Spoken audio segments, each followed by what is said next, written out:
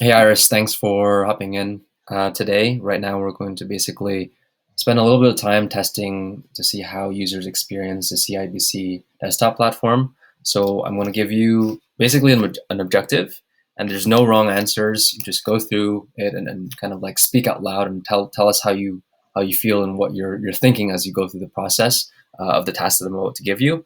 Again, there's no wrong answers. Just think out loud, say whatever you want to say, and you can stop me at any time if you want to stop. This is going to be recorded for some of the product folks to review. This won't be shared outside of the company. So yeah, if you have any questions, then let me know. If not, then we can start. Cool. Cool. Okay. So the task is basically that, or well, the context is that you're new, you're going to be a home buyer soon, and you're assessing different Canadian banks to see which bank you want to get your mortgage at. And so you've landed on the CIBC website. Walk me through how you would address that. Okay. Well, since I'm doing my own research, I'm going to bypass this first message that's telling me about an offer to speak to an advisor because I'm just not ready to speak to an advisor yet. I'm going to go over to mortgages and I'm going to click first-time home buyer. Sounds pretty much like it fits me. So it looks like there are different steps here. Lots of advice and tools. There's a calculator that it's giving me for affordability, rent versus own. Quite a lot of things pointing towards booking a time with an advisor, actually. Step two. And how does that make you feel? Means pointing towards getting everything pointing towards speaking to an advisor. Yeah, it makes me feel like I should book a time with an advisor. But it's currently after hours. It's like 10 p.m. So probably no time to do that. So I'm just going to continue with my own research right now. All right. So just want to go through the 3 different steps. So step 2 is shop for your first home with some other resources. And the last step is actually buy. Okay. So since I'm still on step 1, let's take a look at this calculator, see how much I can afford. So there's a guided tour telling me about fixed rate and variable rates. If I had a question about those, I'd probably get to see. And so at this point, go ahead. Sorry, at this point, like, are you in your mind? Are you comparing with other banks to see like, what you would get with them, or kind of you're still in discovery mode, of, like learning, like what's the deal with this one bank? Well, since at this time I've already seen the rates from other banks, I'd probably just go ahead and skip to the calculator. But if this was the first bank that I looked at, I'd probably go through all the materials that I just saw. So let's say if the gross household income is, oh, there's a question mark to help. That's nice. Perfect. It's definitely more than that. Let's just say it's 120,000. Oh, no, it'll be more than that, actually. Let's say 120,000. Down payment. We'd be looking at a down payment of ideally around 5%. What's 5% of 1 million? It's 50,000. So you left the screen to do a calculation outside of like this calculator, basically. Yeah. I use my phone calculator to multiply the 5% down payment I'd be looking based on the value of the home that I want. Interesting. Okay. Yeah, so I put that as my down payment. Gross household income is me and my partner. Estimated mortgage term. Let's take a look here. Yeah, 5 is probably too short. Take a look at 7, because I've been looking at 7 so far. Go ahead and check the rates here, which is nice. Oh,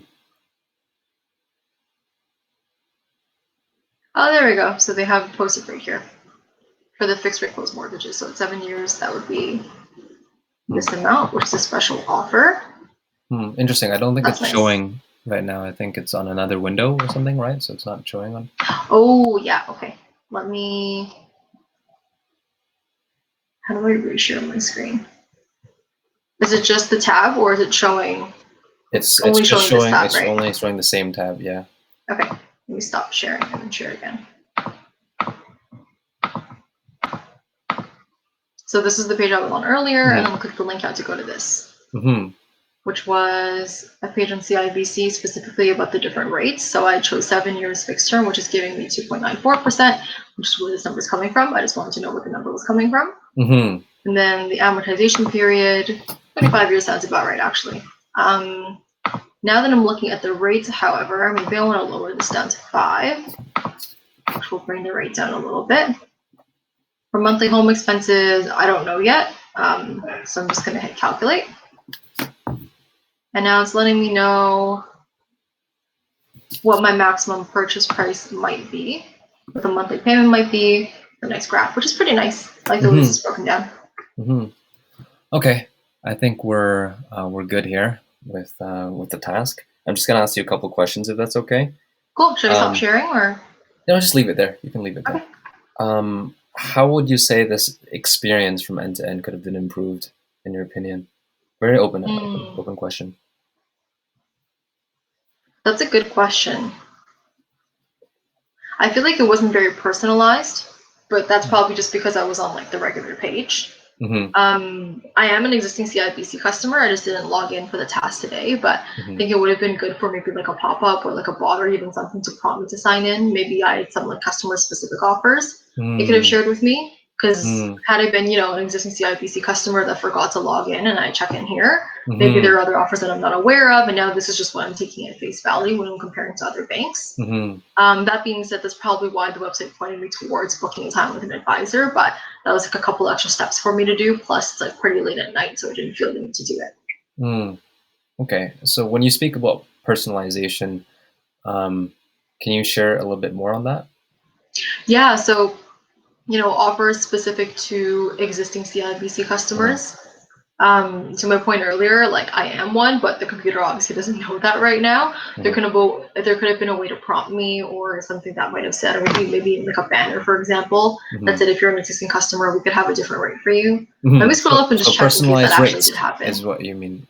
Yeah, personalized rates. That would be it. Personalized rates, personalized offers. Because I assume that as a customer, I probably get more than a non-customer would, just in terms of like upfront offers. Whether or not that's true, I'm not sure, but that's just what I feel.